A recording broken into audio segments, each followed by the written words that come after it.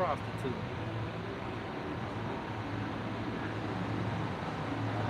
We live, right?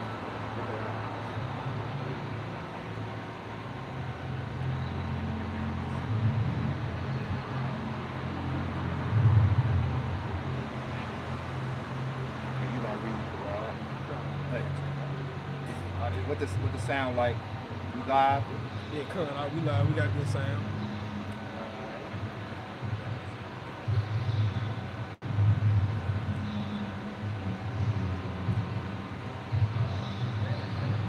All right, first and foremost, we're going to turn towards the east, facing Jerusalem before we get started.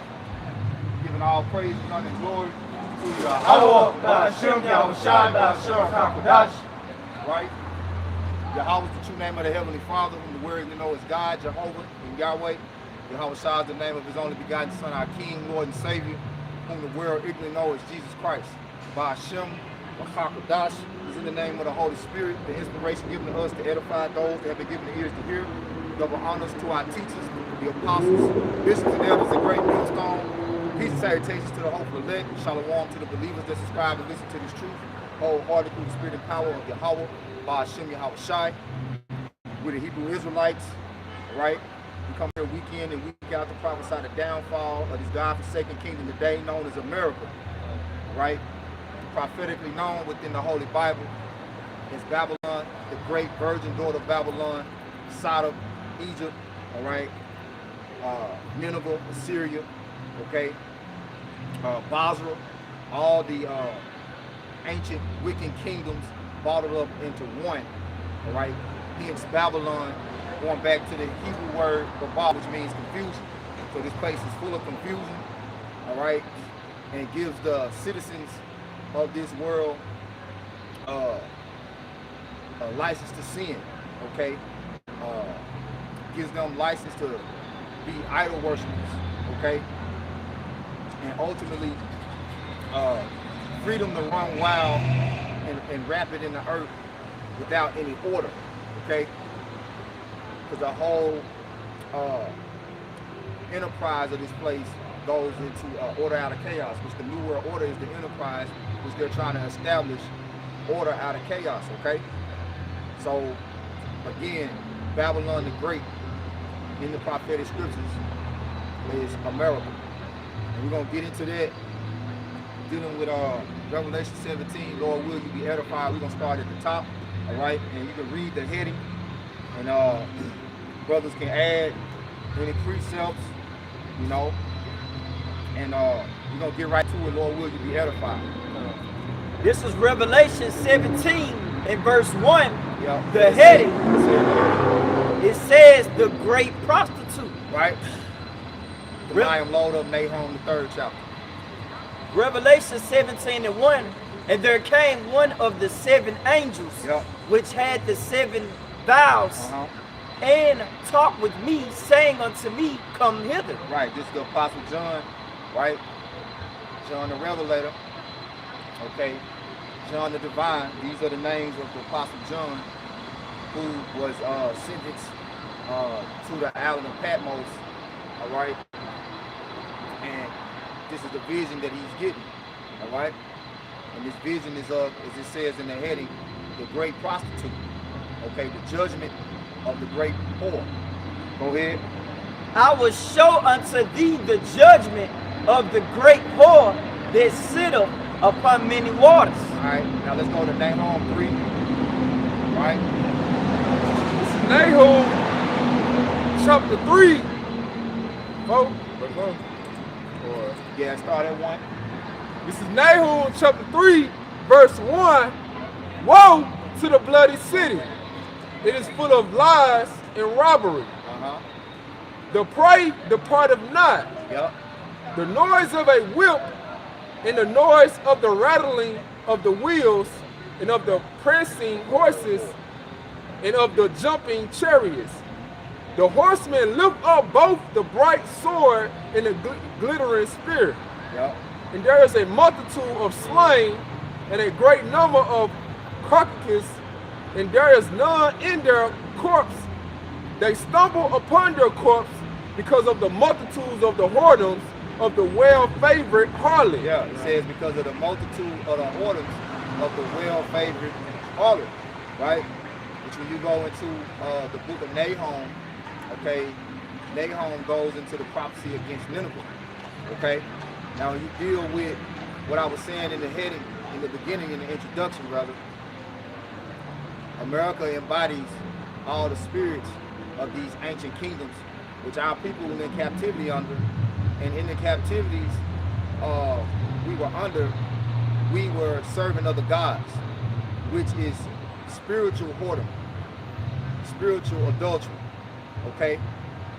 Now, as you see right there, it said because the multitude of the sorceries of the well-favored, the multitude of the sorceries, it said whoredoms, right? Yeah, whoredoms. All right, we're gonna look up that word whoredoms right there in the blue letter, Kodash, and we're gonna look up harlot, then we're gonna look up whore. When we go back to Revelation 7:17, before we get started, we're gonna look up the word whore, okay? So let's go with that word whoredom in Nahum 3. And it said the prey departed not. Yep. Because of the chariots, all right? Basically because it said the horses, which represents power. Because of the power of this place, all right, that Nahum is speaking of, the prey, meaning you Israelites, you depart not.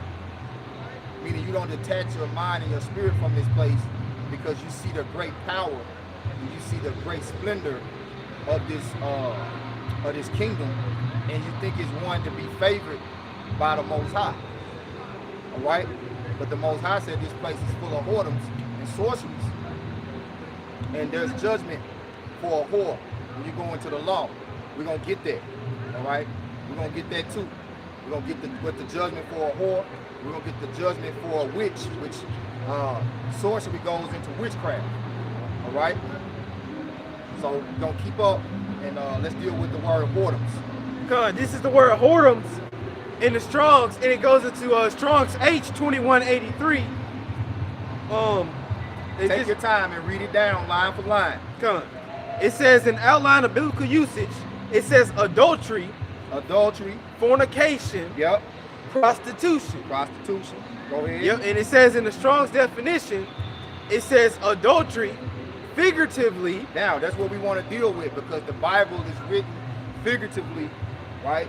It deals with allegory, it deals with parables, it deals with dark sayings. Everything is not literal, okay? Especially dealing with the prophecies.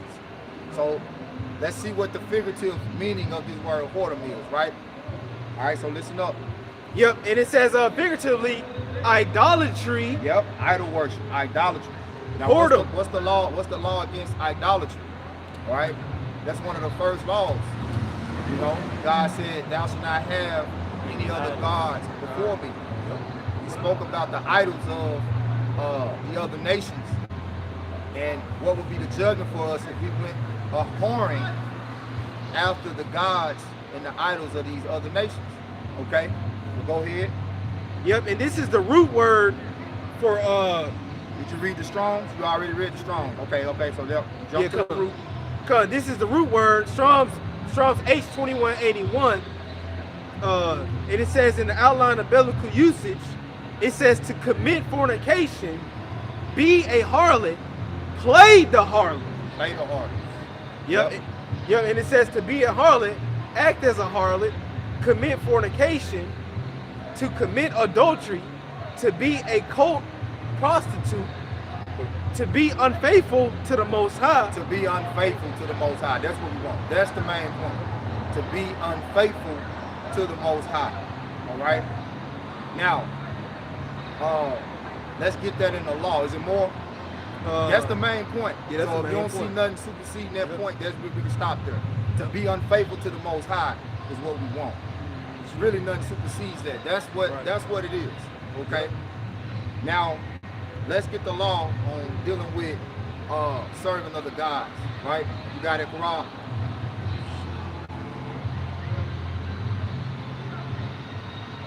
Thou shalt not have any other gods, serve any other gods. I mean, it said in multiple verses. If any brother get it, you can call it and read it. Yep. This Exodus chapter 20, verse 3. Yep. Thou shalt have no other gods before me. Yep. Thou shalt not make unto thee any graven image, Yep. or any likeness of anything Yep. that is in heaven above, or that is in the earth beneath, or that is in the water under the earth. Yep.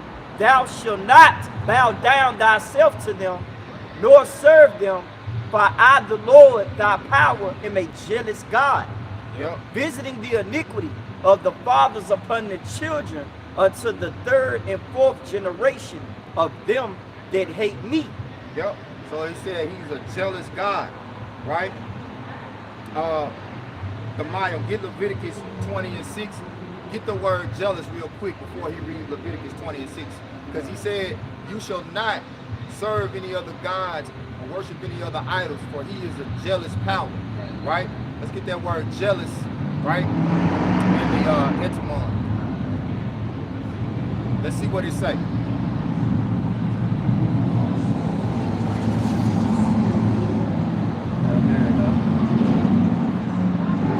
This is jealous in the etymology, 12th century, 12,000 century.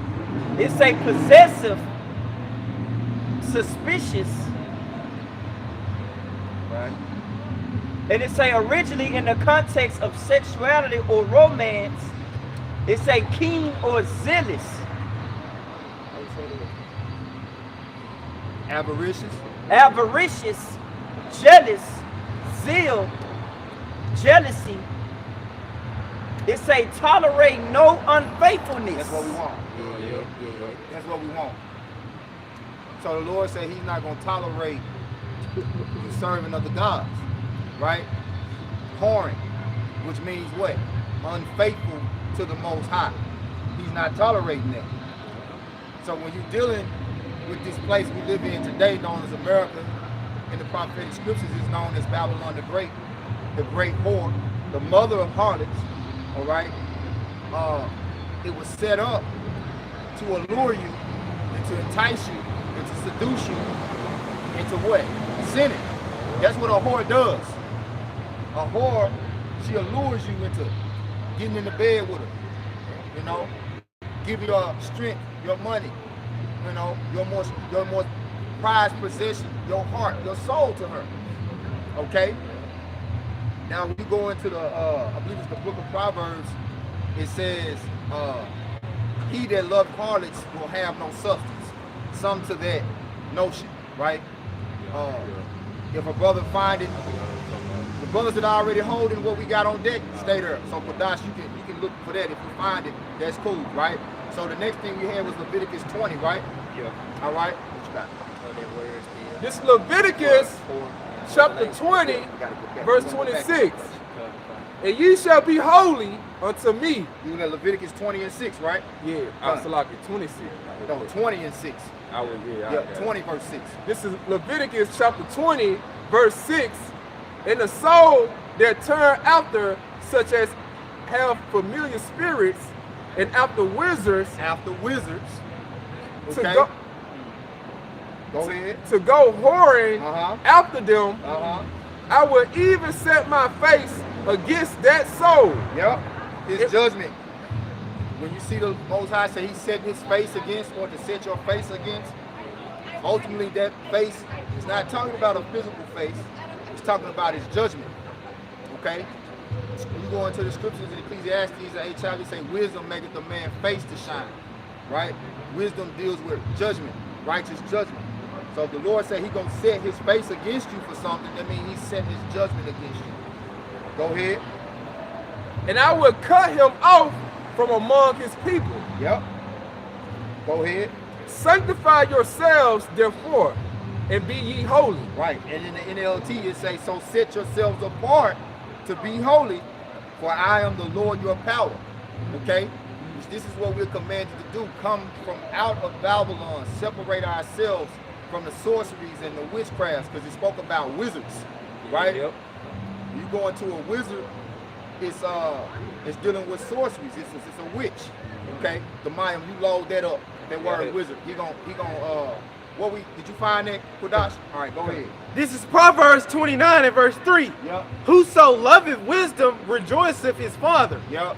But he that keepeth company with harlots, He that keepeth company with harlots, yep, spendeth his substance. spendeth his substance, right?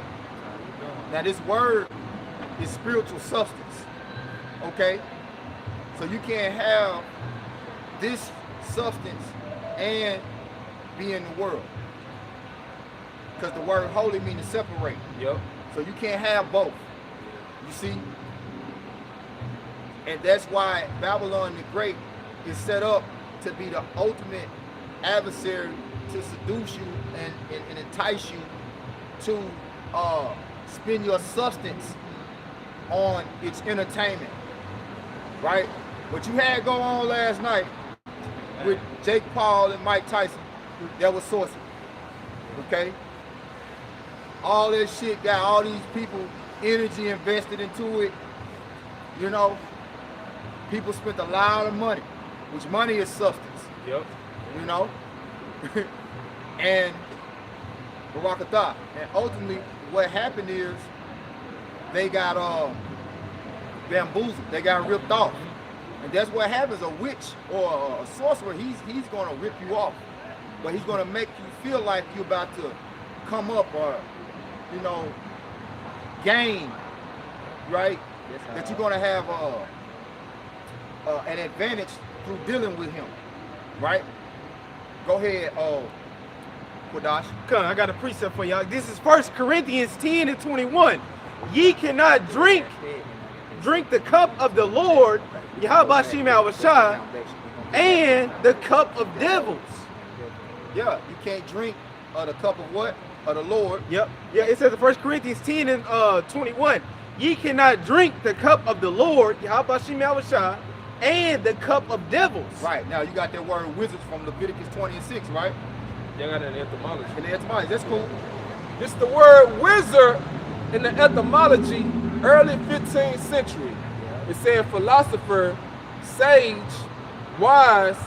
It says witch, Witch, sorcery. sorcery. Now, the judgment for a witch is what? I got it. You got it? Yeah. This is Exodus 22, verse 18. Not just any death, it's a particular type of death. Go ahead. This is Exodus chapter 22, verse 18. Thou shalt not suffer a witch to live. Uh-huh. Go ahead. Good. How you doing? Just read full chapter. Still out. Exodus 22 and 18. It said, this is Exodus chapter 22, verse 18. Thou shalt not suffer a witch to live. Whosoever live with a beast. That was it on that. Yeah, but the judgment for a witch is we're gonna get it. We ain't gonna even say it. We're gonna get it.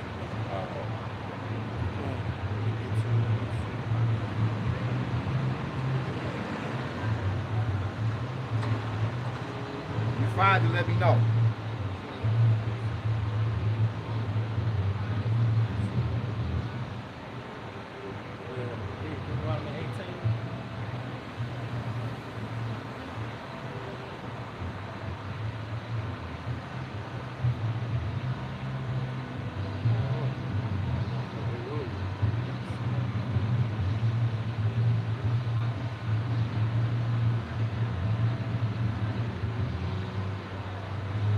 Get it.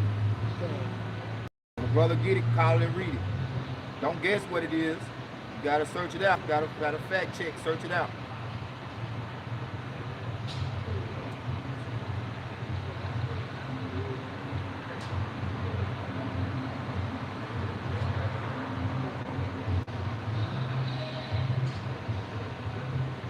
I got this one right here.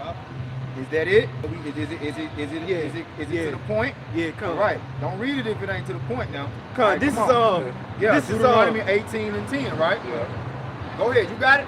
If you got it, go ahead, Kodash. I had one in Revelation 21 and 8. Okay. Yeah, I had them. 18 to 10. Go ahead, bro. No, let Kodash had one first. So let him get it. Okay, cool. This is Revelation 21:8. It says, but the fearful and unbelieving and the abominable and murderers and whoremongers and sorcerers and idolaters and all liars shall have their part in the lake which burneth with fire and brimstone. There we go. Which is the second death. Right, right. So they gave you a whole plethora of sinners. You know, it gave you not just witches, but idolaters as well, right? Because this is talking about the final judgment. Okay? The lake of fire is going to be America, which is going to become a lake of fire by the means of thermonuclear destruction, thermonuclear missiles, all right, being shot on them by the European nations, okay? And this is why we ultimately getting into Revelation 17, is because these nations are ultimately going to turn on this whore, and they're going to burn this whore, okay? Now, the judgment for which to be burned, Deuteronomy 18:10, right? And we're going to read it in the NLT as well, right? Matter of fact, start at 9. This Deuteronomy chapter 18, verse 9.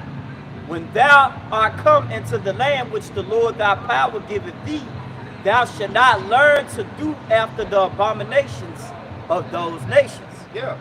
So the land, which this is ultimately the land that the Most High gave us over unto for what? Judgment, for punishment, to be in captivity. So we was given over unto the heathens that ruled this land for our iniquity, for our sins. Okay, but even though we are under them and under their submission, we're still not supposed to learn their ways. We're still supposed to be separate from among these people who are ruling over us. All right, go ahead.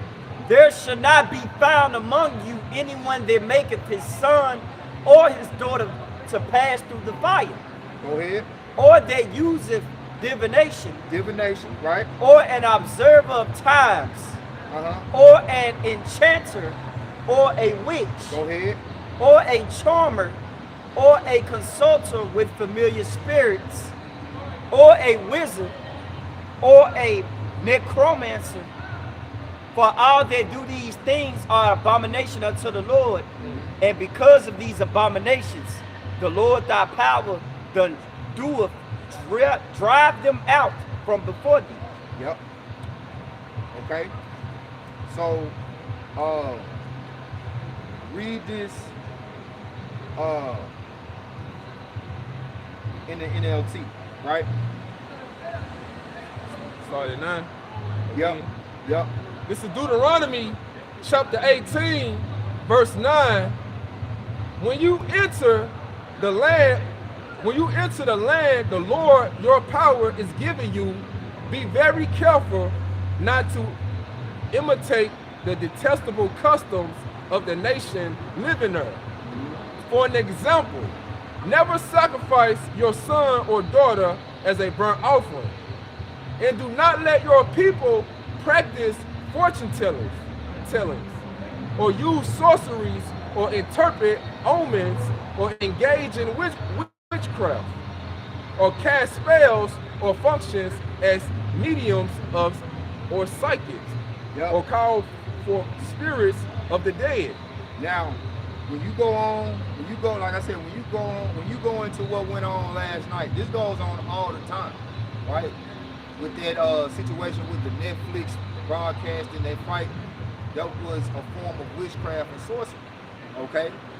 And Tyson, which is an Israelite, right? He engaged himself into that. He gave himself over to that, all right? To sell out for that money. He made $20 million off that fight last night. Okay? And the scriptures tell you, whenever you do something, right, and you're not doing it in righteousness, you're not doing it with your soul, you're not doing it whole. You can tell his soul wasn't in that. Nah, you can tell. He was just out there going through the motions, man. Okay? which the Most High don't care about none of this sports gladiator shit anyway. But just so you can see how this witchcraft and sorcery still goes on today.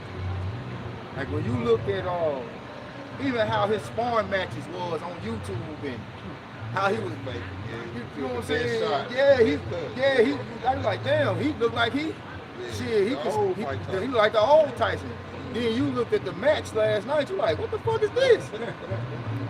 Shit, all that shit he was training and doing this, all that, you know what I'm saying? Then you look at punk ass Jake Paul, like, dude didn't even attempt to really try to go at Mike as if he wanted to really beat him. You know, there was a whole lot of dancing around the ring, so people just sitting, and the most thing that you lost was your time and your energy. Yeah. You put your time and energy into that, but to come out here and actually hear the prophets and get the real substance of the Lord, all right, to actually come and hearken to the voice of the Lord and obtain true substance, you won't put any energy into that. That's why the Most High is going to destroy you. That's what you call whoring. That's what the Lord say. He will not tolerate any unfaithfulness.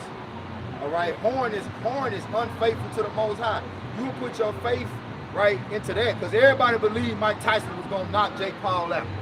Especially of our people, man. Mike gonna knock him out, man. Mike gonna knock him out. You know, whole time I'm like, man, this is some bullshit. Yeah. I'm looking at his interviews. I'm looking at how he really, like, man, Mike ain't even looking like he really serious about this shit. You know? And then right before the match, he smacked him, that fake ass smack. I'm like, he ain't really put no power. He really just made a mean, made a mean face. Tried to make it look like, you know. So I'm like, you know, this place is done, man. This place is done. You know? Google, according to the Bible, what was the judgment for a witch? All right? And see what comes up.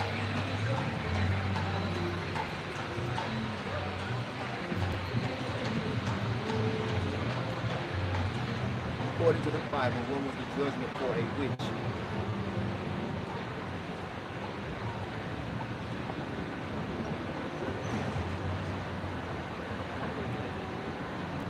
Say what?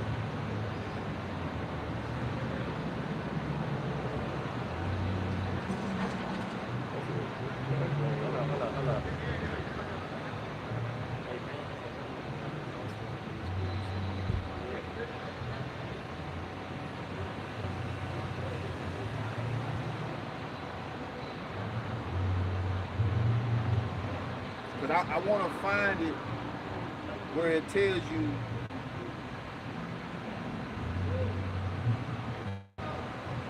suffer not a wish to live.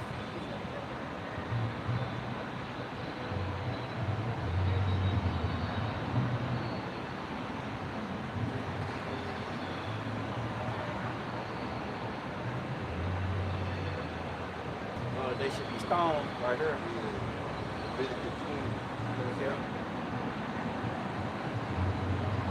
That's stone. But it's the judgment is for you're supposed to burn a witch. Yep.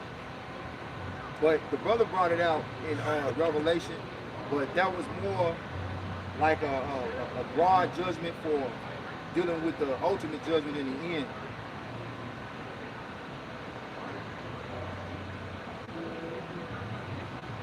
Okay, we'll come back to it. Let's go back to Nahum, and then we're gonna get Revelation. I'm gonna find it. If a brother find it, we'll get it. This back at Nahum, chapter 3, verse 4.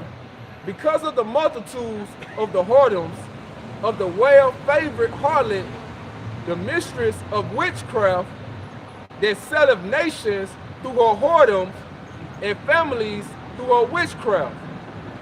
Behold, I am against thee, said the Lord of hosts, and I will discover thy skirts upon the face, and I will show the nations thy nakedness, and in the kingdoms thy shame. Right. So the whole purpose of the prophets, or which was known in ancient times as the seers, was to show you the abominations of these kingdoms, because on the forefront in the public they'll paint a picture as if they're noble, if they are upstanding, you know, as if they are actually these righteous rulers, but behind closed doors, you know, they're doing all type of sorcery and witchcraft and deceiving the people. Yep. Right? So the prophets was coming out here through ancient times, throughout ancient times and throughout different kingdoms to expose the rulers of wickedness. Okay? So that's what we're doing now in this time. The spirit of the prophets is subject to the prophets, man. Okay? So, you got something? Yeah, I was for the dead. You got some, Kudash? No. Go ahead, the mind. You got some.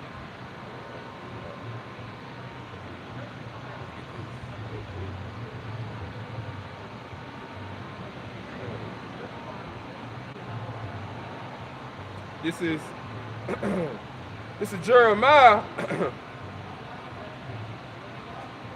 chapter 49.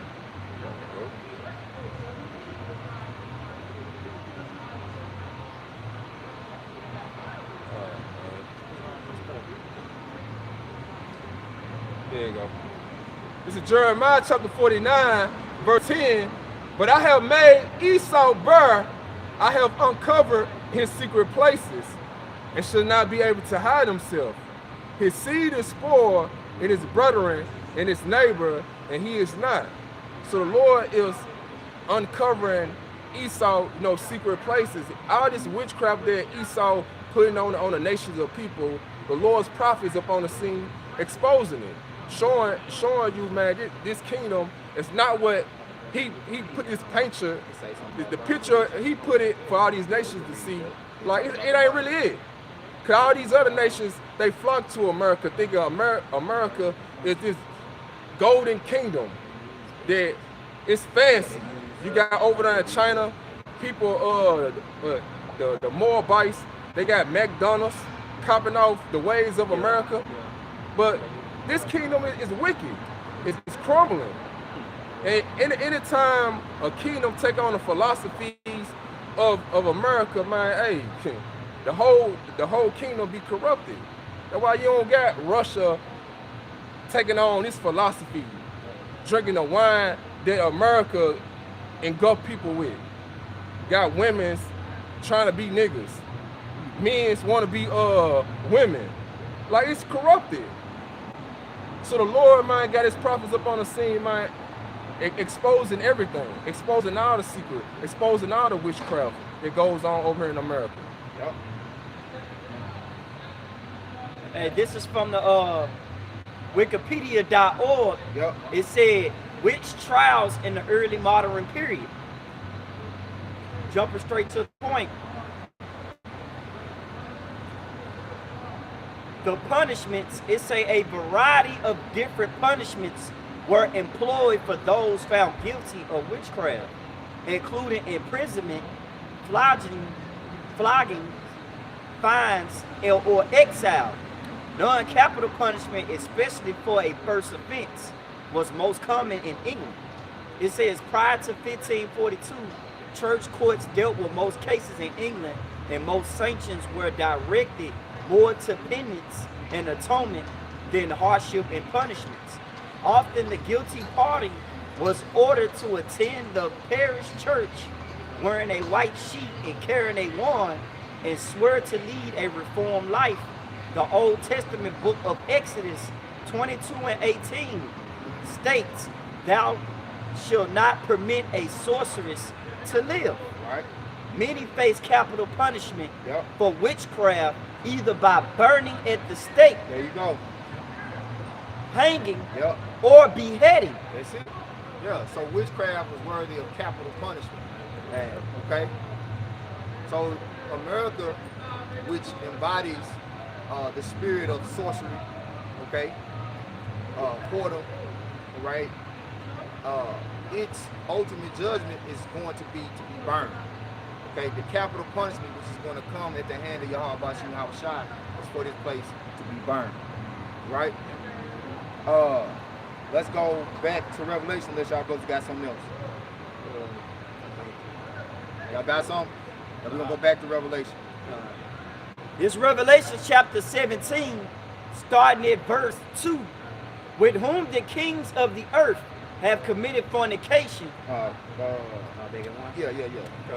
This Revelation 17:1. Yep. And there came one of the 7 angels which had the 7 vials, and talked with me, saying unto me, Come hither, I will show unto thee the judgment of the great whore that sitteth upon many waters. Right, go ahead. With whom the kings of the earth have committed fornication, and the inhabitants of the earth have been made drunk with the wine of her fornication. Right, which drunk with the wine of her fornication, right? That wine goes into her philosophies, okay? Her way of ruling and educating the people, okay? And the way that it sets up this legislation, the way it sets up its economy, all of it is what did it say? The wine, the drunkenness. So when you go into drunkenness, right? Let's get that word drunkenness. Let's get the word drunkenness. Let's go to the blue letter, get that word drunkenness. I'm gonna get it right here in this app that I got. Right?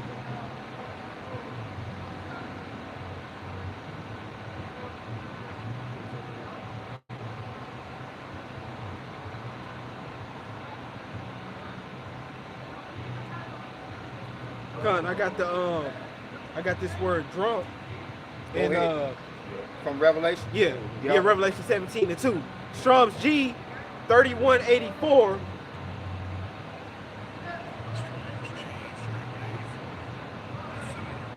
Yep. And it says in the outline of biblical usage, it says to be drunken. It says a metaphor of one who has shed blood or murdered profusely.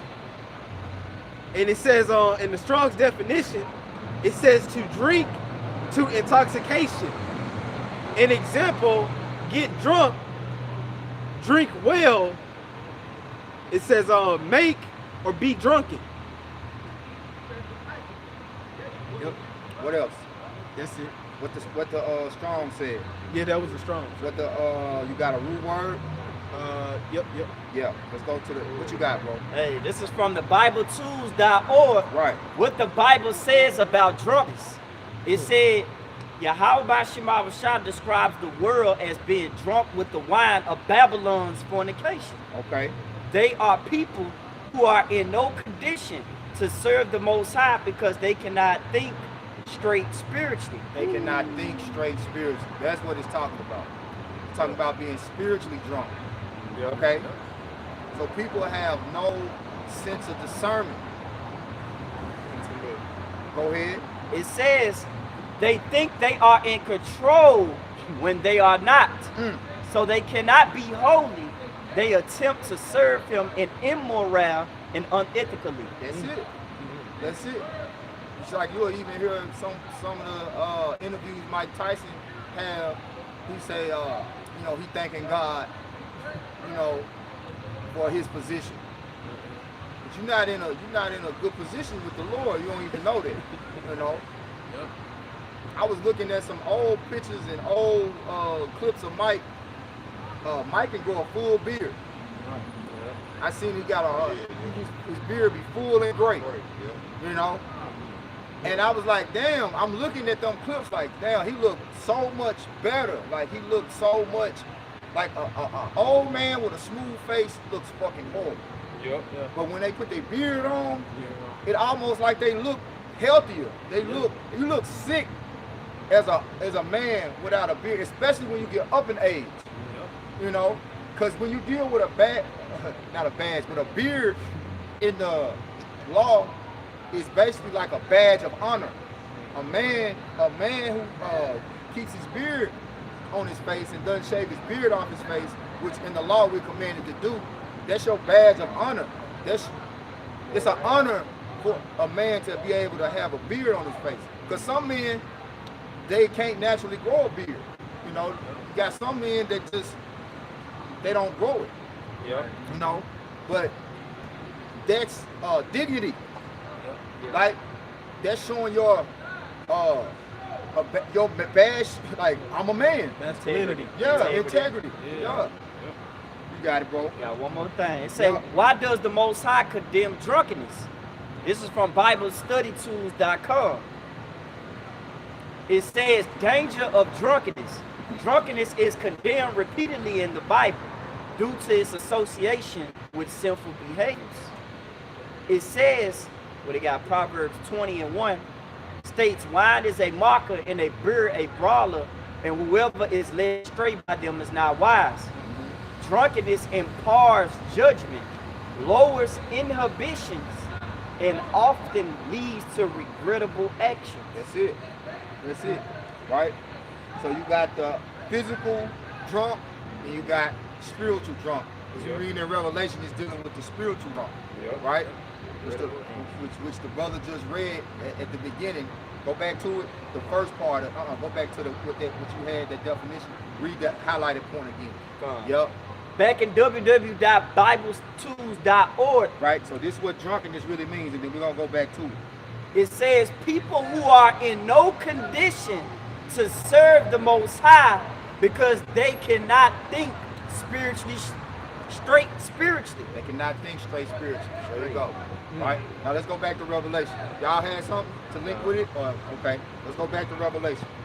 Right? This Revelation chapter 17, verse 2, with whom the kings of the earth have committed fornication, and the inhabitants of the earth have been made drunk with the wine of her fornication. Yep.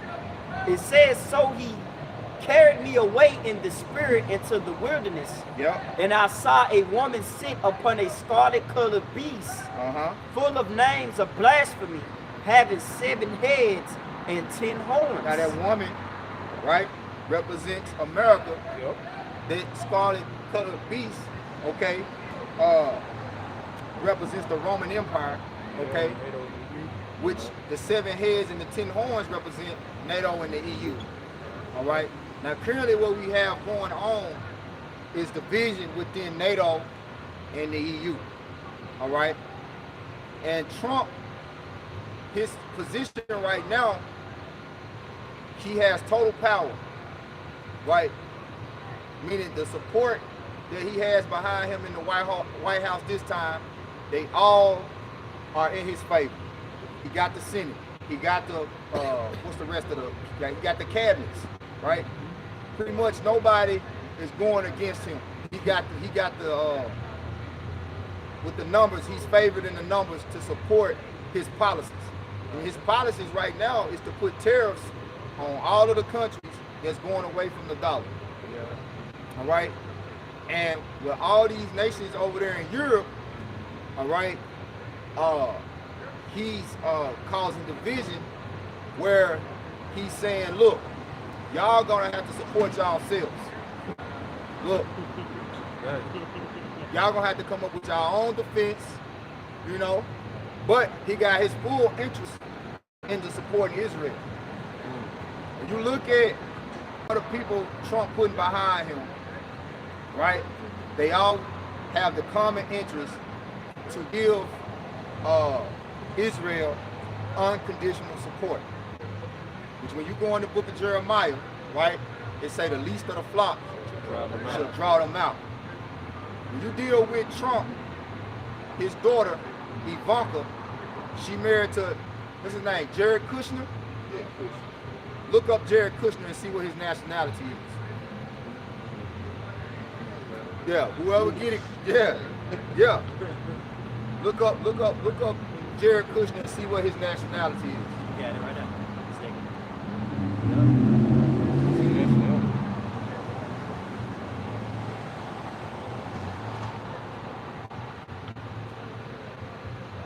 You see it? If you see it, whoever see it, you let it be known. I already know, we just fact checking. We just pulling it up for those that don't know. Brothers in the faith, most of the brothers is in the faith and watching like this great millstone, we know. But these for those who on the outside looking in don't really know what we be getting into. As the scriptures tell us to expose the whore. Right?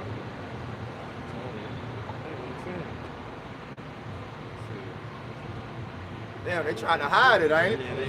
They trying to hide it, ain't it? Hey, yeah, get it in the Wikipedia right here. Yeah, they trying to hide it, ain't it? Yeah. I know it's there. Right. It said, what ethnicity is Jerry Kushner? Yeah.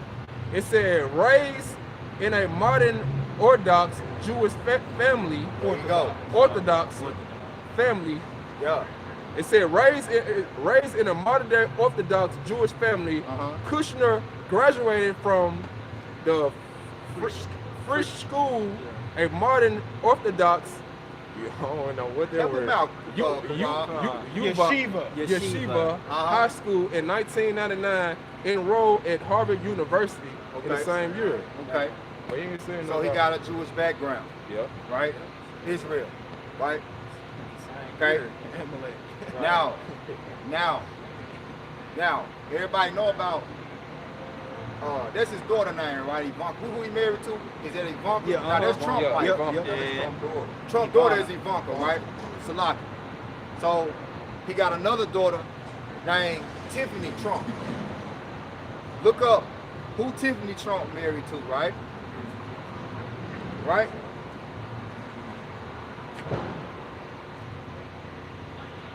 Who is Tiffany Trump married to?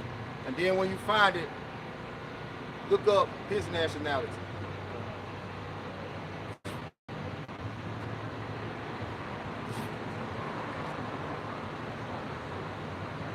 Michael Bulos. Right. What'd he say?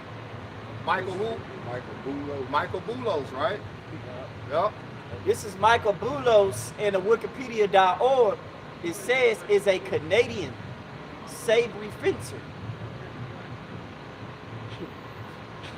Nah. He ain't Canadian, bro. Look up his dad, look up his parents. They just talking about this. Look up who is Michael Bulos' father.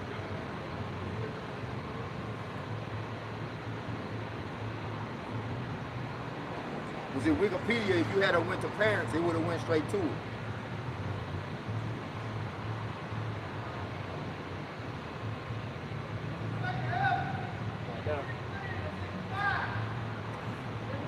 Masad Bulos.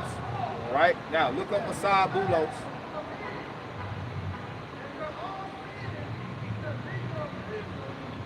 It's gonna take you to, it should take you to Bulos Enterprises, right?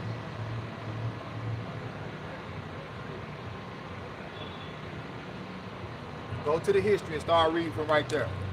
So Michael Bulos is the husband of Ivanka Trump, right? My bad, Tiffany Trump, Salaki, slip of the tongue. Tiffany Trump, right? His father is Masad Bulos.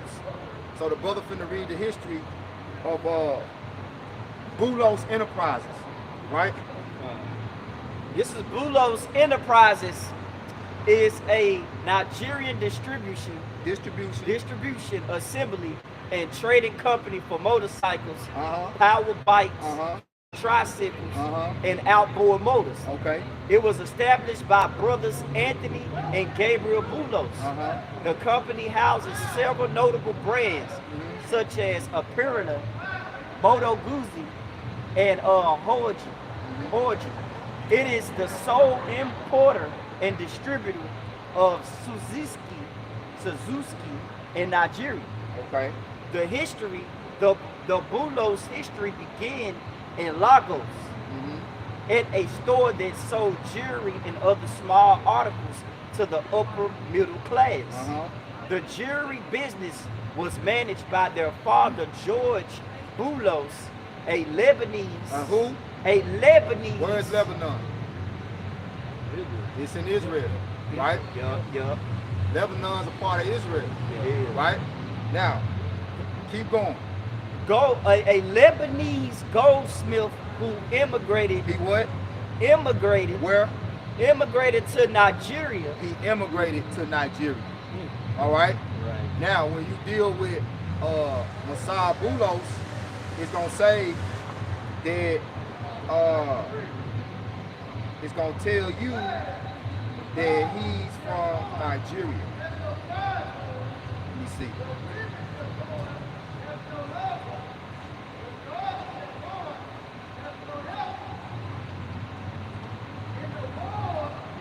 Actually, it say the Messiah family, an Arab, Eastern Orthodox, Christian, and Maronite family name, right? But go down, Karab. Go down right there. We'll talk about who the CEO of the company, all right? The company's CEO is Messiah Boulos, who is also CEO of the SCOA Nigeria Conglomerate. All right. Conglomerate. Now, this is from the newarab.com. Who is the Lebanese billionaire who helped put Donald Trump in the White House? Damn. Lebanese businessman Messiah Boulos. You see that? So, Ivanka Trump married to Amalek. Right. Tiffany Trump married to Amalek. Runs in the family. You see that? You see that? So prophecy, when you really go into it, they say the king's heart is in the hand of the Lord, man. Of course, he's finna look out for the best interests of his family. This money, like, Trump about the money. Yep. So he's like, shit, my daughters are already set up. Because with him having daughters like that, he want to set his inheritance up. That's why he declared Jerusalem the capital of the world in his last term. You see that? It says, you can hold what you got. Lebanese businessman Messiah Boulos, father-in-law to Tiffany Trump, has leveraged his ties with Arab American communities to rally support for Donald Trump. Messiah Boulos, a Lebanese-born businessman, has acted as one of Donald Trump's key emissaries to the Arab community during the 2024 election cycle with a mission to secure their support for Trump's 2024 presidential campaign as they moved away from the Democratic Party, mainly over the war in Gaza and Lebanon. Boulos, a billionaire with extensive business ties to Nigeria, joined Trump inner circle through family connections. His son, Michael Boulos, married Tiffany Trump, Donald Trump's youngest daughter. You see that?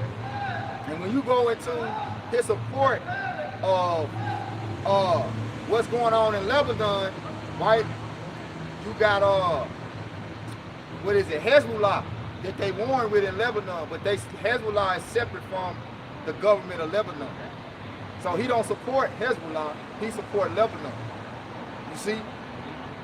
But what Israel is trying to do is bomb the citizens and bomb the suburban areas where civilians are, to get the civilians to revolt against the government. You know, that's their tactical war strategy. Okay? But neither here nor there, we're gonna get back in the scriptures just so you can see the sorcery that's going on behind the scenes. Like you like, man, why is these people supporting these people and supporting these people over here in these regions overseas in the east? Because they got ties to them. They got family ties to these people. They got either business, money tied up, or both. So you see what's going on, right? They're not in the interest of what's best for the people, they're in the interest of what's best for them. All right? But not knowing what they believe is in the best interest for them is in totally lined up with the will of the Most High to destroy their ass. Right? So let's go back. Right? Revelation 17 and 3. It's Revelation chapter 17, verse 3. So he carried me away in the spirit into the wilderness, And I saw a woman sit upon a scarlet colored beast, full of names of blasphemy, having 7 heads and 10 horns. Right, which the name going to their reputation and then what they represent. So everything that they represent is adverse to the righteousness of the Lord. Right? When you go to Psalms, what's that? Psalms 50 and 16. It say, what hast thou done to declare my statutes, since thou hatest instructions? You cast my words behind thee. So when Trump officially takes office January the 20th, what book are they going to inaugurate him with? The Holy Bible. What book is he going to swear in on? The Holy Bible. Right? And who's going to swear him in? Priests. What kind of priests? On the left-hand side, though. You see what I'm saying? Them not real priests. Left-hand priests, them really warlocks and witches, sorcerers. You see? Because they not really for the righteous judgment of Yahweh Shah. They for their own righteousness, which it say the knowledge of wickedness is not wisdom, man. Okay? So go ahead. Revelation 17 and 4, and the woman was arrayed in purple and scarlet color. Right, which that red and scarlet color, okay? The beast was red, and the woman, that represents that royalty, that purple, you know what I'm saying? Go ahead. And scarlet color, and decked with gold and precious stones and pearls, having a golden cup in her hand. So she looked good. Remember I said a whore is alluring, because even John the Baptist got caught up. You know what I'm saying? You want to get that account. Even John the Baptist got caught up in the vision he was having of the whore. He was like Neo on the Matrix when the woman in the red dress was walking by. Morpheus like, were you listening, Neo? Or were you looking at the woman in the red dress? Look again.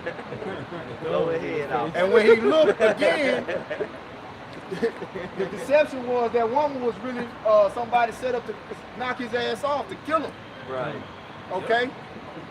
So basically, art imitates life. That movie was very spiritual as it pertains to the Holy Scriptures, because the writer of that movie, forgot what her name was, she also wrote Terminator. And she spoke about how those movies line up with the Bible, okay?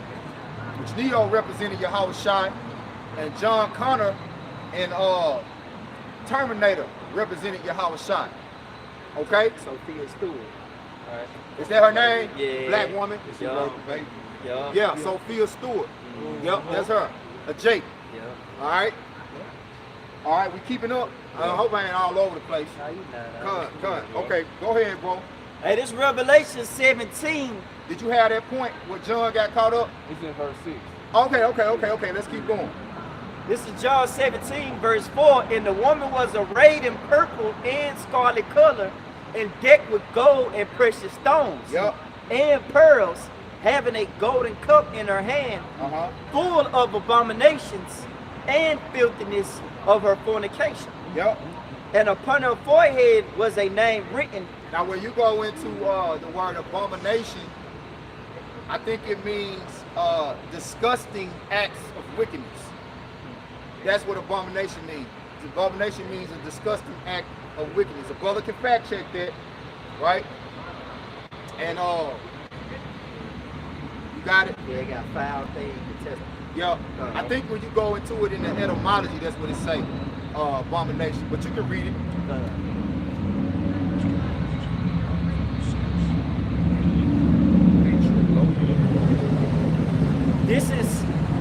This is abominations in the Blue Letter Bible. Allied biblical usage 1, a foul thing, a detestable thing of idols and things pertaining to idolatry.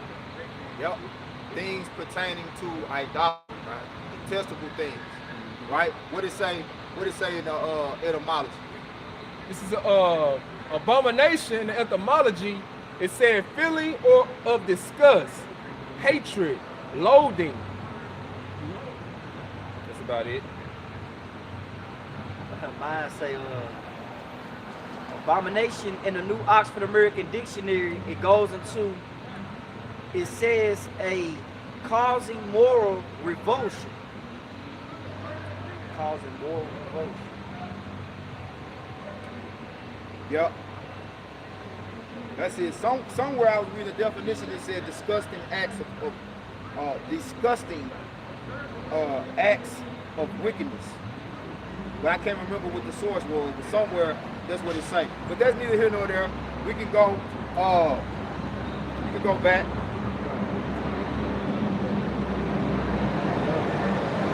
This Revelations chapter 17, starting at verse 5.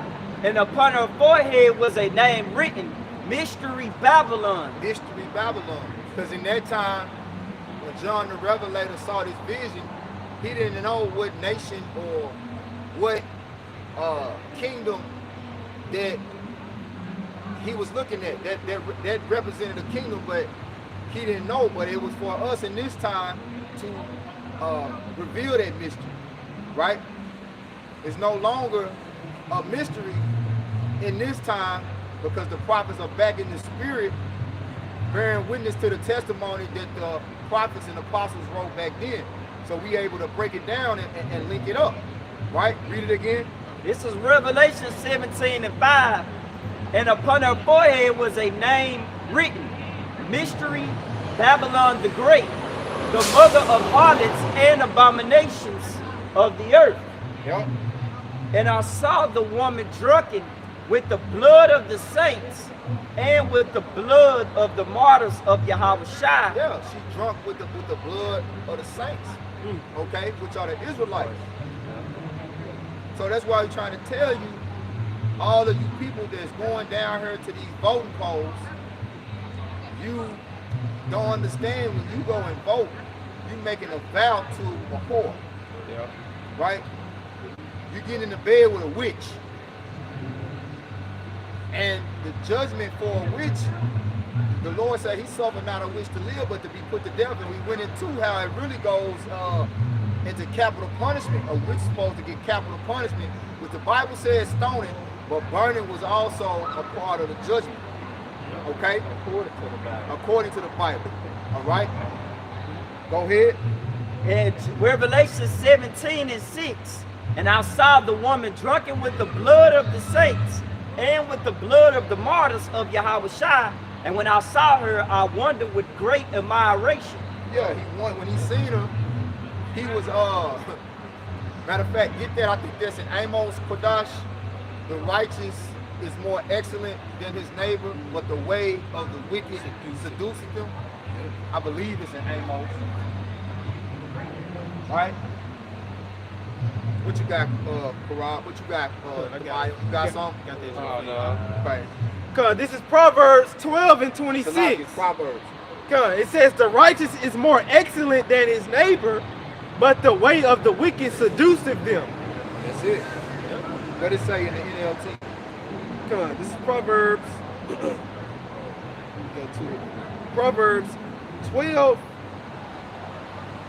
and 26 in the NLT. It reads, the godly give good advice to their friends. The wicked lead them astray. Yeah, KJV here harder. Yeah. Yep. So we good. Let's go back.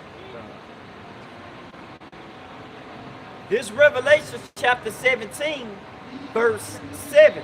And the angel said unto me, wherefore didst thou marvel? I will tell thee the mystery of the woman and of the beast that carried her, which have the 7 heads and 10 horns. Yep. Read 6 and 7 in the NLT.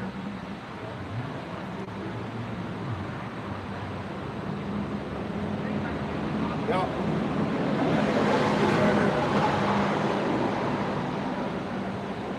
This is Revelation chapter 17, verse 6 in the NLT. I could see that she was drunk with the bloods of God's of the holy people. Right, with the blood of God's holy people. She was drunk with the blood of God's holy people, which is the Israelites. Right, go ahead. Who witnessed for Yahushua, I stir at her complete amazement. Now, when you go into these prophecies, right, if you can see that Babylon the Great is America, okay, if you can, testify to that, if you can see that in the spirit, you can receive that, then it shouldn't make any sense why the Lord would be talking about destroying Babylon the Great if Babylon the Great is really for his people. If Babylon the Great is in support of the Lord's people, which they are, which we just pulled up the facts that America, which if you can receive is Babylon the Great, they're unconditionally looking to support Israel. That don't add up in the scriptures. So why would the Lord say that Babylon is drunk with the blood of his people? But they support Israel. It don't add up. It don't make sense. You can't say that because a lot of Christians will tell you that they believe America is Babylon. But them same Christians tell you that the Jewish people over there in the state of Israel, them God's people. It don't make sense. It don't make sense. All right? But what the scriptures actually tell us is those are Amalekites. Okay? And the Amalek is who the Lord say he had promised to have war with from generation to generation. It makes sense they're the top nation. It makes sense that they're the top nation in the last days. That it makes sense for them to make more sense for those people that to be Amalek than Israel, the real Israelites. Okay? You got it, bro. Yeah, I was just finna add, even that point you made dealing with Trump, and his daughters marrying into their family. Exactly. Hey, that's something. That point that was just made today was beautiful because that fully shows how much pull them Amalekites got. Yeah. You see, hey, they let you know they heavily funded, man. Hey, when I looked on there and the brother said it, I don't want to bring out that point, but it said they was a billionaire company, man. Exactly. Hey, if you a billionaire, you ain't got nothing to worry about. Yeah. You run shit, Especially in your mind. Right. In your mind, you secure in your riches, in your wealth. Right. Go ahead, Kodash, you had a point? Because I was just going to add to the brother point about, how the scriptures say that Amalek is the chief of the nations. Yeah. And it says in the etymology for chief, it goes into 1300th century. It says highest in rank or power, most important or prominent. There you go. Yep. Placed above the rest. That's it. Yep. That's it. So, what it said, Amalek is the chief of the nations, read that. Chief amongst the nations. Okay. Amalek, chief amongst the nations. You gotta get that. Okay.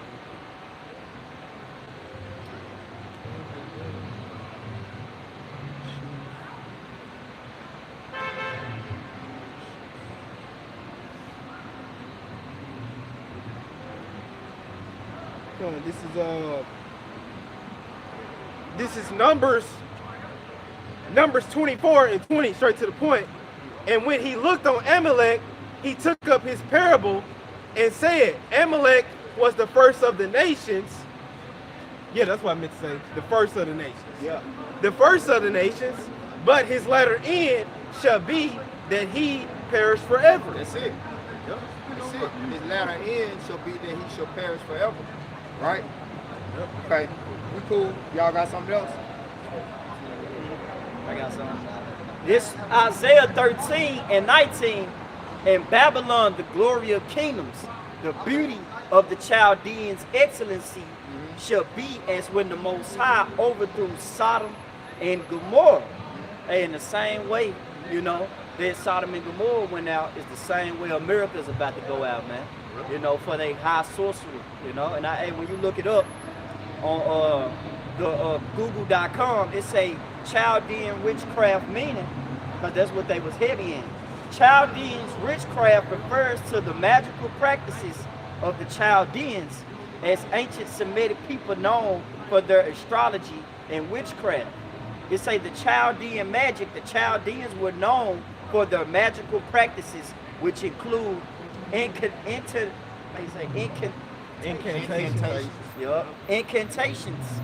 to protect against evil spirits, diseases, sorcery, or other misfortunes. Yeah. And it said the Chaldeans were a dominant people in Babylonian and were a major influence on the history of Christianity, Islam, and Judaism. Yeah, so they were it say Chaldeans witchcraft. Right?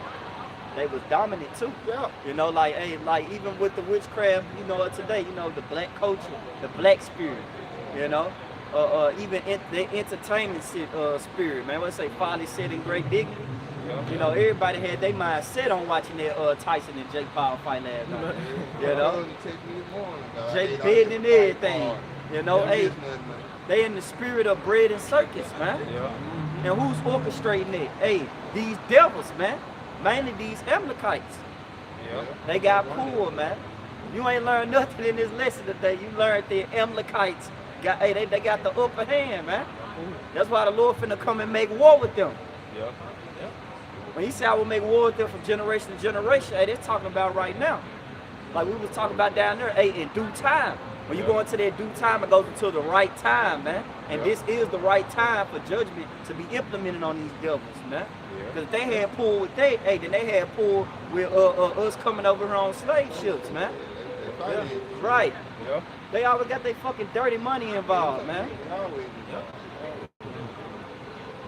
Yep. What y'all got? I'm looking something up. What y'all got? What y'all got? I'm still stuck in Revelation. Yeah. Sure. I'm thinking about the missiles I already. Alright, here we go. So this is from U.S. Religious Rituals Must for Inauguration Day. Right? And this is from, see my source is.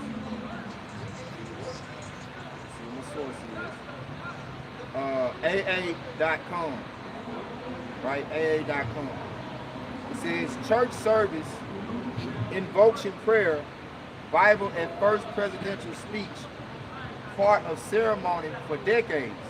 Religious rituals have been practiced for years at presidential inaugural ceremonies as a natural part of the American political tradition.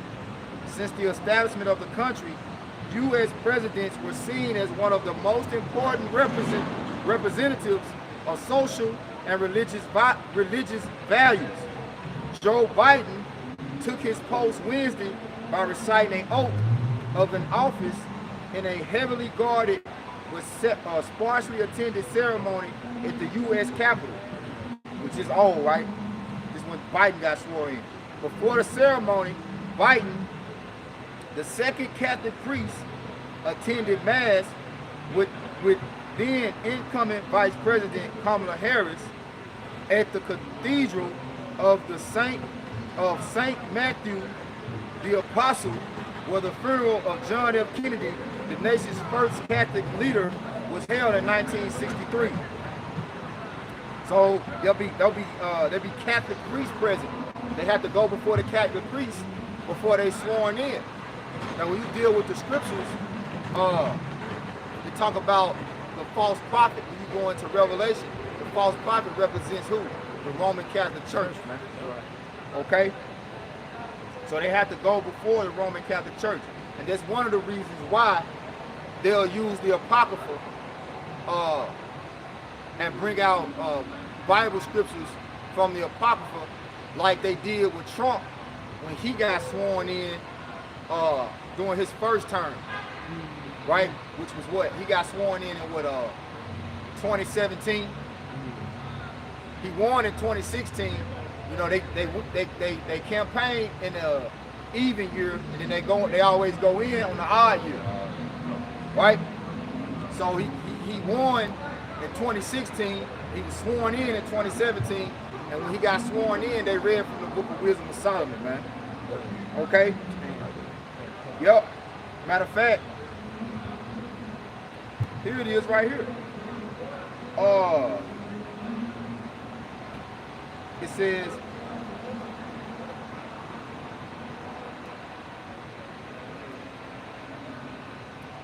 I'm just gonna read this right here. It says,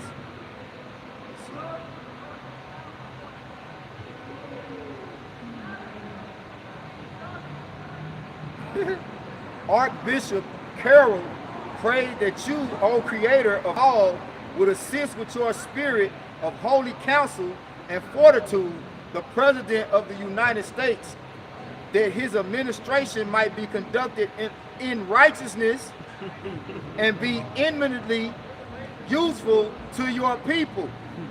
Today we confess our past failures to live according to our vision of equality, inclusion, and freedom for all.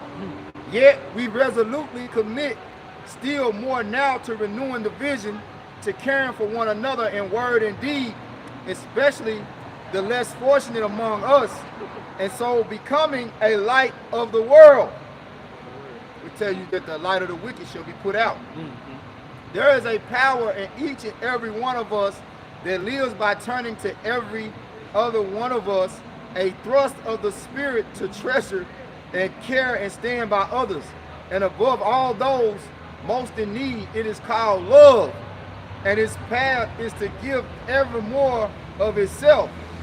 Today it is called American patriotism, but not of power and privilege, but of care for the common good, with malice toward none, and with charity for all. For our new president, we beg of you the wisdom Solomon sought when he knelt before you and prayed for an understanding heart, so that I can govern your people and know the difference between right and wrong. Right? So this lines right up with Psalms 50 and 16. You're declaring the statutes of the Most High before the people, before you take that seat to govern them. But then as soon as you take that seat to govern them, what you do? You cast the words of the Most. That's just here. We're gonna declare that we're gonna stand before these people righteously before the Most High and govern them. Then as soon as that's over with, let's get back to the bullshit, to destroying these people. All right. So, which is mentioned in the Pope, the Archbishop, all these out of the Roman Catholic Church, which the false prophet, all right, when you read in Revelation, represents who? The Roman Catholic Church. All right. So that's what I wanted. Y'all got some precepts, anything? Yeah, I got some. Go ahead, bro. You mind if I read into it? This Yeah, is, go ahead, bro. Come on. This is Wisdom of Solomon 6 and 1 in the G&T version, starting from the top. And the point is in verse 6. It says in Wisdom of Solomon 6 and verse 1 in the G&T, it says, the responsibility of rulers. It says, so then, you kings, you rulers, it says, you rulers the world over, listen to what I again. Done. This is Wisdom of Solomon 6 and 1 in the GNCD version. And the heading says the responsibility of rulers. Verse 1. So then, you kings, you rulers the world over, listen to what I say and learn from it. Verse 2. You govern many lands and are proud that so many people are under your rule. It says in verse 3, but this authority has been given to you by the Lord, Yahweh Shem Most High. He will examine what you have done and what you plan to do. That's it. So the scriptures say the eyes of the Lord are upon the sinful kingdom, that sinful kingdom being America, and within the citizenship of America lies the bulk of his people, right? God's holy people being who? The Israelites, the so-called Negroes, Latinos, named Americans. The bulk of you, the mass of you, reside here in America, right? So where is the most sin being committed? Here in America, right? Yep. And it says in verse 4, you rule on behalf of the Most High and his kingdom. And if you do not govern justly, if you do not uphold the law, if you do not live according to the Most High's will, verse 5, you will suffer sudden and terrible punishment. There you go. Judgment is especially severe on those in power. There you go. Capital punishment. Capital punishment. Judgment is severe. Judgment is severe to those that are in power, man. Right? And that's why, Lord will, tomorrow, Baba Kashad, remember this, bro, because I want to make this the topic that we go into tomorrow. Prophets are over kings. Because prophets are the eyes of the Lord on earth, watching these rulers to see if they indeed judging according to the Lord's righteousness. That's why the scriptures tell us to expose her, uncover, you know, Set thy face against Mount Seir. yeah, make naked, you know, show thy nakedness, show the nations these rulers their shame. Okay. Yep. One more verse. It says in Wisdom of Solomon 6:6 in the GNT version, it says in verse 6, it says, common people may be merciful. So like it says in verse 6, common people may be mercifully forgiven for their wrongs, but those in power will face a severe judgment. Yep, that's it. Psalms 58:1. Psalms 58, verse 1. Do ye indeed speak righteousness, O congregation? Do ye judge uprightly, O ye sons of men? Ye, yea, in heart, ye work wickedness. Ye weigh the violence of your hands in the earth. This is from the NLT, Psalms 58:1. A psalm of David to be sung to the tune, right? It says, justice. Do you rulers know the meaning of the word? Do you judge the people fairly? No. You plot injustice in your hearts. You spread violence throughout the land. Right? That's it. So let's go back. Yep, we're gonna wrap it up. This Revelation chapter 17, verse 8. And the beast that thou sawest was and is not, and shall ascend out of the bottomless pit and go into... You gotta go back to verse 7, right? This Revelation 17, verse 7. And the angel said unto me, wherefore didst thou marvel? I will tell thee the mystery of the woman and of the beast that carried her, which have the 7 heads and 10 horns. So the angel said, why are you sitting there admiring and marveling at this woman? I'm going to take the judgment of this whore. You're right. You know?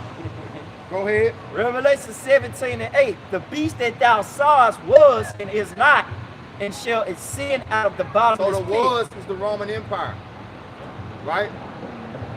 Because during that time, it was the Roman Empire, right? Go ahead. And shall ascend out of the bottomless pit. Right, which goes into Europe, right?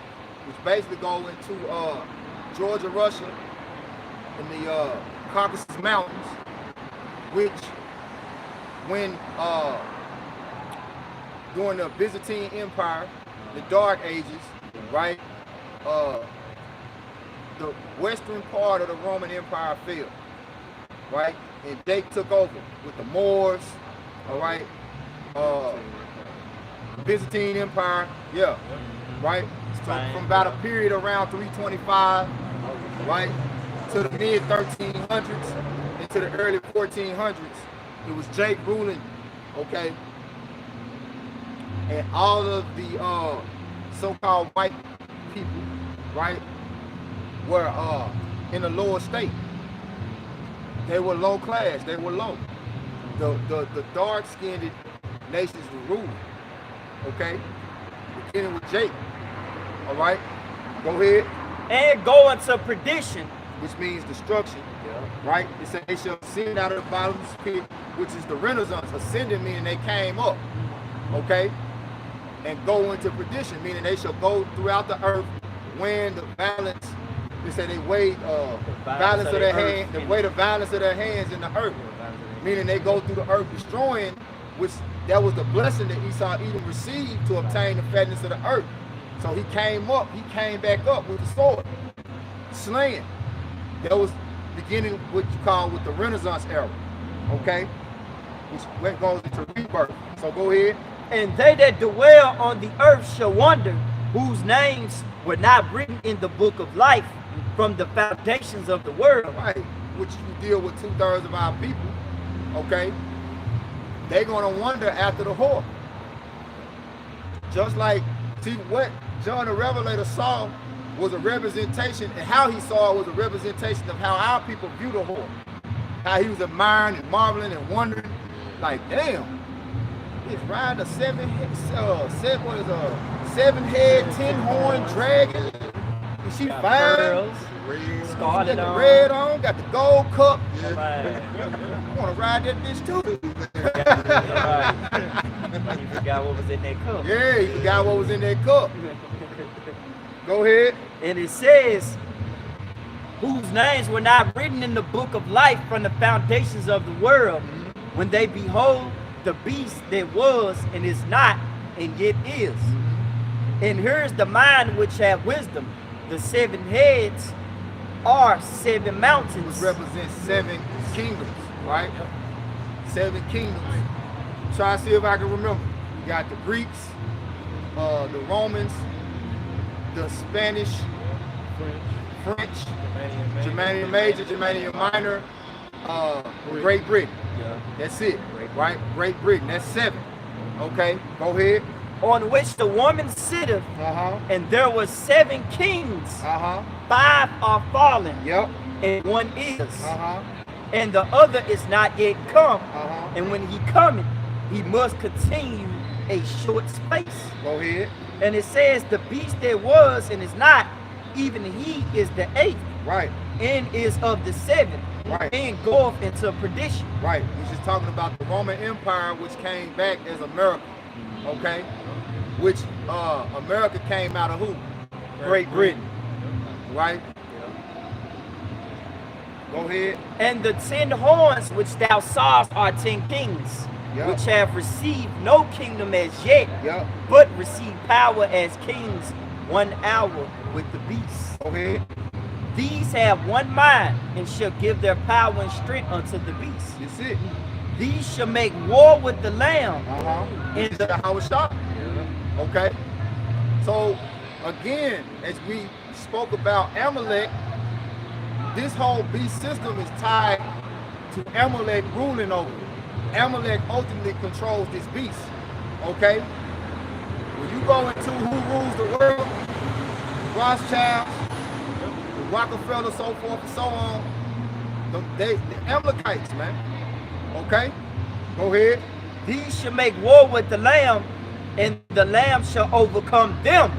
For he is the Lord of lords and kings of kings, and they that are with him are called and chosen and faithful. Them that are with him are called and chosen and faithful. You see that? So that's ultimately what the scriptures say. Those that overcome is going to be by faith. Right? Say wisdom and knowledge will be the stability of thy times and strength of thy salvation. Stability goes into faith. Right? I'm a one. Right? Which the foundation of I'm a one is I'm a one, and that's where you get the Hebrew word. That's the Hebrew word for faith, man. Okay? So as the Lord has vowed that he's jealous and you should not have any other gods before me, let's get is it Wisdom of Solomon 13? Let me see real quick. You got some Quran? I'm gonna make sure they see it. Wisdom of Solomon, either 13 and 10 or 13 and 11. Years ago, I think fighting the dead things is in their hole.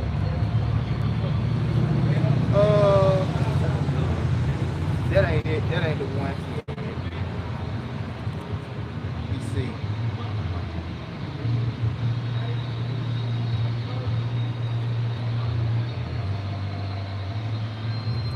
devising the idols. We talk about the devising the idols. It might be 14.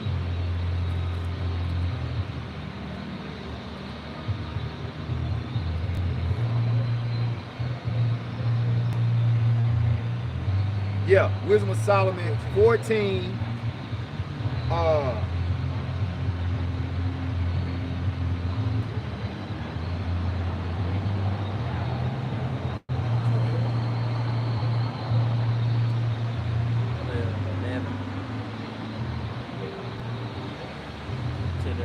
Yeah, 11. There we go, 11. This wisdom of Solomon, 14, verse 11. Therefore, even upon the idols of the Gentiles shall there be a visitation. Yep.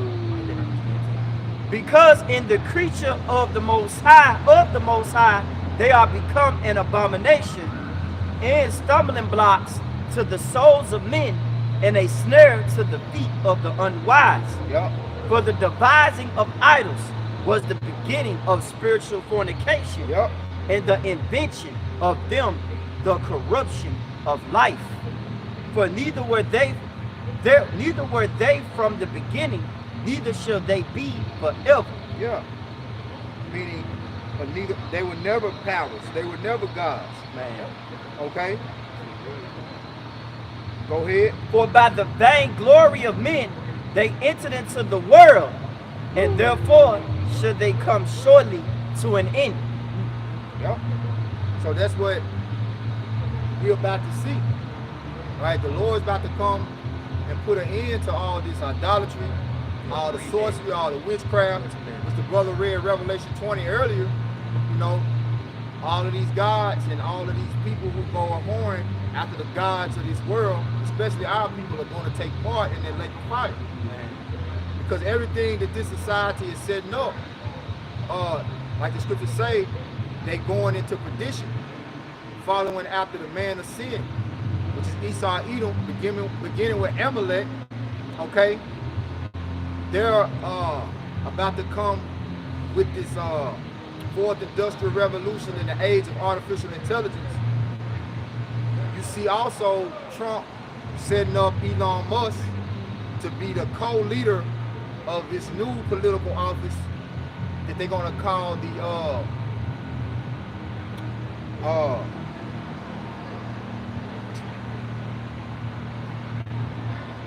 government efficiency. Yeah. What's it called? Government efficiency.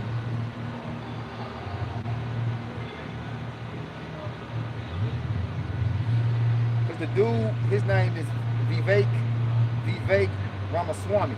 That's gonna be the head of it. Vivek Ramaswamy. Yup. Government efficiency department. Yeah. Which I had put an article in there going into it, but we don't got time to go into it. But yeah, that's it, man. Okay. Which Elon Musk, right, is gonna be which I call him Tony Starks, right? He gonna be the co-leader of that department, that new department. Which he also is pretty much one of the faces of this age of artificial intelligence. You know, I think they just kicked off that brain chip, you know, Neuralink. Yep. I think did they have a successful human trial, they said? Didn't they just have a, let's look it up. The Elon Musk Neuralink human trial, was it a success? Yes, Elon Musk Neuralink brain chip implant has been successful in its human trials, which we understand what that's going into. The mark of the beast, okay?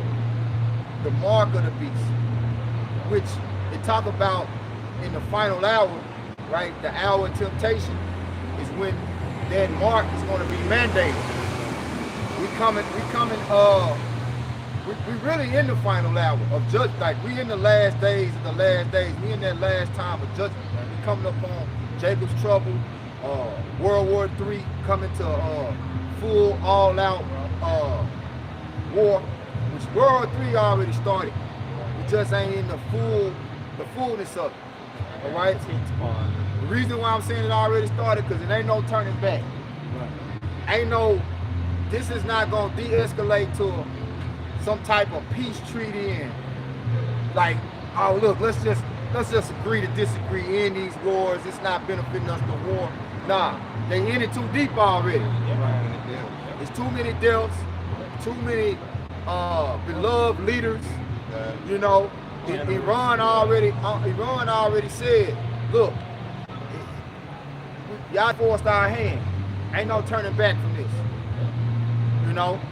Hey, quick. Yep, go ahead. Quick one. This naturalnews.com, it says real quick. It say, ready or not, an apocalyptic global war is on our doorstep. It says in a Thursday meeting with family members of Major Sahab Mansouri, who was reportedly killed during the October 26 Israeli strike, Commander-in-Chief of the Iranian Army, Major General Saeed Adamiram Maskavi, promised a crushing blow to Israel. Yep. We will determine the time and manner of our response. There will be no hesitation when that time comes. Yep. And our reply will surely be crushing. That's it. So it's not a matter of if, it's when. Oh. And their whole thing is to catch Israel and Amalek off guard. To catch them off guard. You see? Go ahead. Similarity, Deputy Commander of the Iranian Revolutionary Guard. It's Iranian. Revolutionary Guard Ali Fadavi on Thursday said the entire world will bear witness as the complete downfall of the Zionist regime fulfills the triumph of the righteousness over falsehood. Dealing with the dragons of Arabia, man. The Carmanians, man. Okay?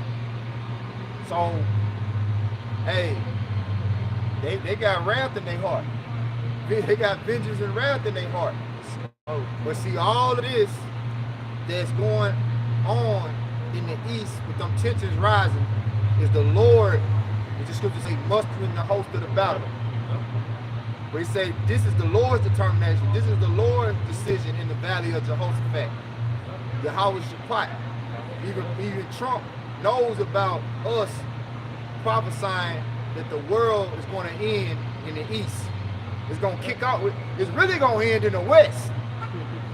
It's going the beginning of the end, the kickoff of the ending, which is already going down now. But when it's all said and done, the west, which is America, will be up in complete smoke.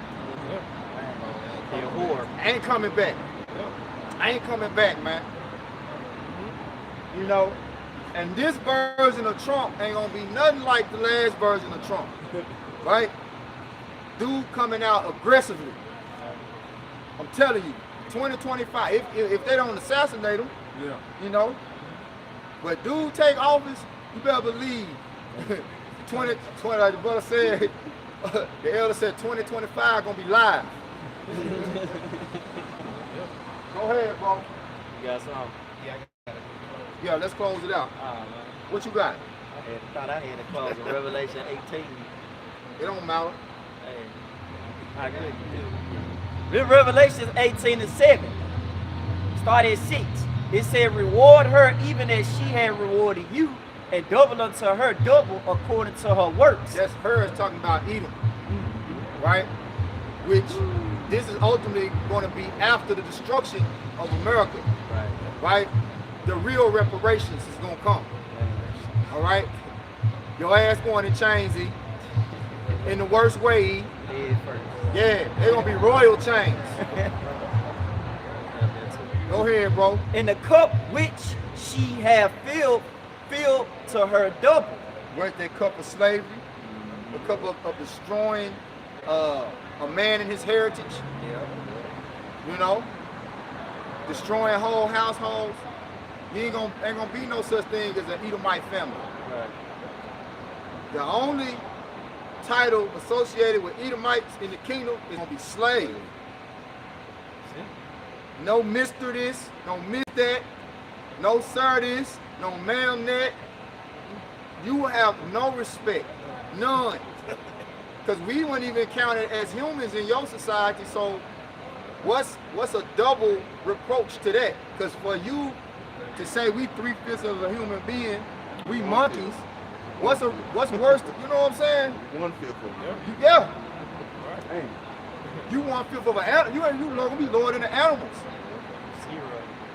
You're not a man at all. You're gonna be a beast. Like really, you're just gonna be addressed as some type of beast. Like when in the kingdom, Esau Edom is not gonna be seen as a human. For one, human, the prefix of it is hue. So you don't have hue. You the hue wish people. You wish you had hue. You don't got that. And you're gonna stay in there to stay. That's another thing too. You ain't gonna get no pigmentation. You gonna stay like that. Red all over. Go ahead. Revelation 18:7. How much she have glorified herself and lived deliciously. Oh, and ain't none of our people gonna look like that. Because when we get them new bodies, we're gonna go back to that high level melanin. Melanated high levels. Right? Melanin is like black gold. As you go into, because melanin go back to the periodic table. When you deal with it, it's molasses. It's an element. Go ahead. Melanin is an element. Go ahead. How much she have glorified herself and lived deliciously, so much torment and sorrow give her. For she said in her heart, I sit a queen. I am no widow, and I shall see no sorrow. Therefore shall her plagues come in one day, death and mourning and famine, and she shall be utterly burnt with fire. Woo! For strong is the Lord, Yahweh Shema Shah, who judge of her. Capital punishment for the witch, for the whore, for the witch. And the kings of the earth who have committed fornication and lived deliciously with her shall bewail her and lament for her when they shall see the smoke of her burning, standing afar off for the fear of her torment, saying, at last, that great city, Babylon, that mighty city, for in 1 hour is thy judgment come. Yup. Yup. Because these nations, they getting ready to turn. They getting ready to turn. Okay? It tells you how